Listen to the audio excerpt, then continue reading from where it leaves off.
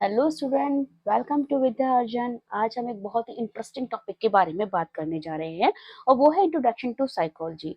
आपके एग्जाम में बहुत बार ये क्वेश्चन करा गया है कि भाई ये जो साइकोलॉजी है ये कहाँ से लिया गया है, ये किसकी ब्रांच है, इसके अलावा इसकी प्रीवियस डेफिनेशन कौन सी है, इसको क्या डिफाइन किया गया है। ये सब बारे में बहुत ज्यादा क्वेश्चन आ चुके हैं अब तक।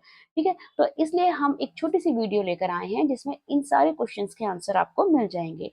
तो क्यूरियोसिटी बनाए रखिएगा, लास्ट तक बने रहिएगा। टॉपिक बहुत ही इंटरेस्टिंग होने वाला है। ठीक है, तो स्टार्ट करते हैं। देखो, सबसे पहले क्या कहा गया कि सबसे पहले साइकोलॉजी आई कहाँ से है भाई। थोड़ा सा इसको हम हाईलाइट कर लेते हैं।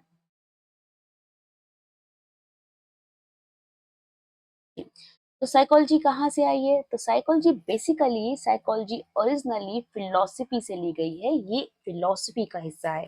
ठीक है, साइकोलॉजी कहाँ से ली गई है? फिलोसफी से ली गई है।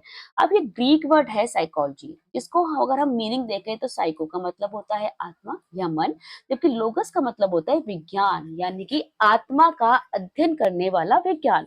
तो पहले क्या था? पहले साइकोलॉजी फिलोसफी का हिस्सा था। ठीक है, अब प्लूटो, अरस्तु जैसे जो फिलोसफर थे, ये मन और आत्मा के बारे में सोचते थे। तो इन्होंने सोचा भाई क्यों ना ये मन और आत्मा का एक अलग सब्जेक्ट बना दिया जाए, अलग से इनकी स्टडी की जाए। तो धीरे धीरे ये एक अलग सब्जेक्ट बन गई। और ये प्रॉपर साइंस कब बना? जब 1879 ने बुंट ने इसकी एक लेबोरेटरी बनाई। ठीक है, आगे बढ़ते हैं। तो साइकोलॉजी के बारे में हम आगे बढ़ते पहले ये जानते हैं सबसे पहले साइकोलॉजी की स्टडी कैसे की गई। तो सबसे पहले कहा गया ये जो साइकोलॉजी है ये क्या है? This is the study of soul. Psychology is the study of soul. ये सबसे पहले डेफिनेशन दी गई कि साइकोलॉजी क्या है। साइकोलॉजी भाई आत्मा का विज्ञान है। किसने दी? ग्रीक जो फिलोसफर्स है जैसे प्लूटो और अरस्तु ने ये बात कही, क्योंकि वो मन आत्मा के बारे में बात करते थे। ठीक है, यानी कि साइको मतलब आत्मा, लोगस मतलब विज्ञान, आत्मा की विज्ञान, जिसमें आत्मा के बारे में बात करी जा सकती थी। लेकिन प्रॉब्लम हम ये थी कि आत्मा को ना तो देखा जा सकता था, ना ही आत्मा को मेजर किया जा सकता था। भाई आत्मा है, ना तो हम उसे देख पा रहे हैं, ना हम उसे मेजर कर पा रहे हैं। जब हम मेजर ही नहीं कर पा रहे तो हम उसको स्टडी कैसे करेंगे? इसलिए क्या हुआ, ये डेफिनेशन छोड़नी पड़ी। बहुत सारे फिलोसफर ने इसे क्रिटिसाइज किया और ये डेफिनेशन को हटा दिया गया। नेक्स्ट डेफिनेशन आई कि क्या है भाई? तो psychology is the study of mind. ये माइंड की स्टडी है। ठीक है, यानी कि मन का विज्ञान है। फिलोसफर ने कहा भाई ठीक है, आत्मा नहीं तो चलो हम मन को डिस्कस करते हैं, हम इसको मन के बारे में मेजर करते हैं। ठीक है, साइकोलॉजी मतलब मन को समझना। लेकिन फिर वही प्रॉब्लम हो गई कि भाई मन भी डायरेक्टली नहीं दिखता। ठीक है, मन के ऊपर भी हम कोई एक्सपेरिमेंट कर ही नहीं सकते कि मन क्या चीज है। तो अब क्या हुआ भाई, बहुत सारे फिलोसफर थे, उन्होंने कहा कि भाई ये डेफिनेशन भी सूट नहीं हो रही। अब क्योंकि इसको भी साइंटिफिकली प्रूव करना बहुत ही मुश्किल हो गया था, मन को साइंटिफिकली प्रूव नहीं कर सकते थे, तो फिर क्या हुआ, इस डेफिनेशन को भी चेंज किया गया। अब हमारी जो नेक्स्ट डेफिनेशन आती है, उससे पहले हम इसके बारे में पढ़ेंगे जो मिस्टर फ्रायड थे।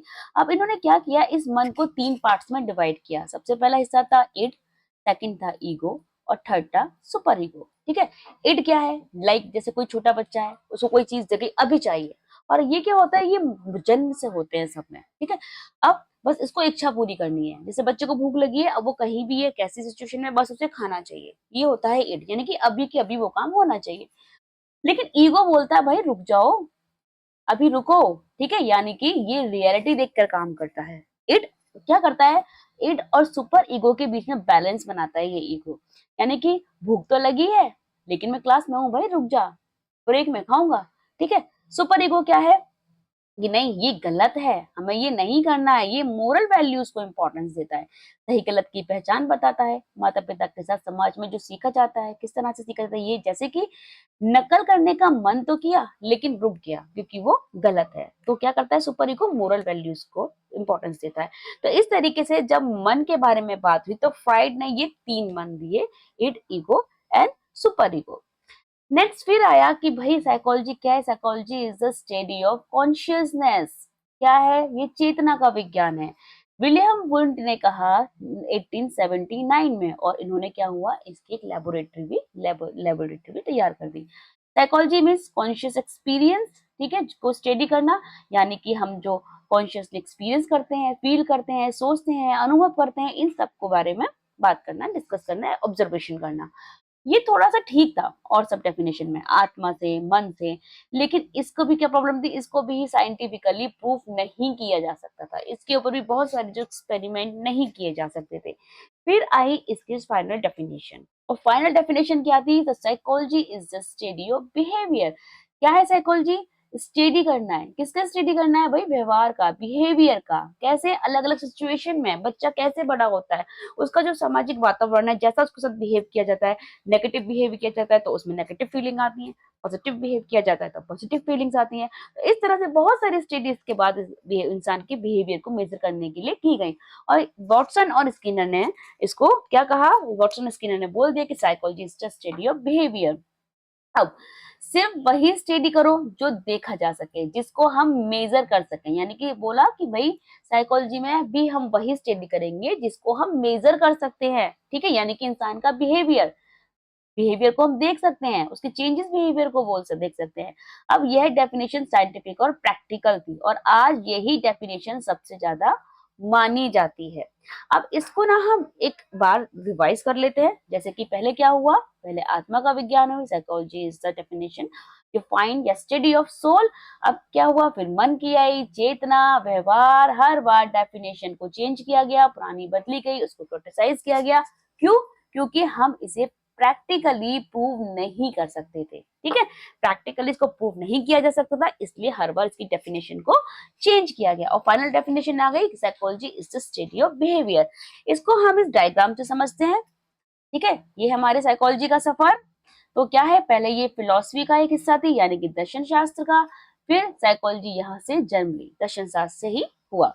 अब क्या हुआ? फर्स्ट सबसे पहले डेफिनेशन आई कि आत्मा का विज्ञान है, यानी कि psychology is the study of soul, ठीक है, किसने दी? प्लूटो और अरस्तु ने कहा। ये ध्यान रखना, आत्मा का विज्ञान स्टडी ऑफ सोल किसने कहा है? प्लूटो एंड अरस्तु ने कहा है। ये क्वेश्चन भी कई बार आया है, ठीक है, साइकी यानी कि आत्मा, लोकस यानी कि विज्ञान, लेकिन आत्मा दिखती नहीं, मेजर नहीं कर सकते, एक्सपेरिमेंट नहीं कर सकते, इसको हटा दिया गया, इसको क्रिटिसाइज किया बहुत सारे फिलोसफर ने, तो उसको हटा दी गई डेफिनेशन। नेक्स्ट आई मन का विज्ञान, यानी कि स्टडी ऑफ माइंड, किसने? अर्ली फिलोसफर ने बोला कि मन का विज्ञान है। अब सेम हुआ, मन को हम मेजर नहीं कर सकते, ठीक है। फिर थर्ड आई चेतना का विज्ञान, स्टडी ऑफ कॉन्शियसनेस, किसने दी? विलियम वुड ने 1879 में पहली साइकोलॉजिकल लैब भी इन्होंने स्टार्ट की, ठीक है, पूरी उतनी साइंटिफिक ये भी नहीं थी, सिगमंड फ्राइड ने इनको 3 पार्ट्स में डिवाइड भी किया था। फोर्थ और जो लास्ट डेफिनेशन थी, दैट इज बिहेवियर का विज्ञान, यानी कि फाइनल डेफिनेशन थी कि psychology is the study of behaviour, psychology is the study of human behaviour. किसने दी?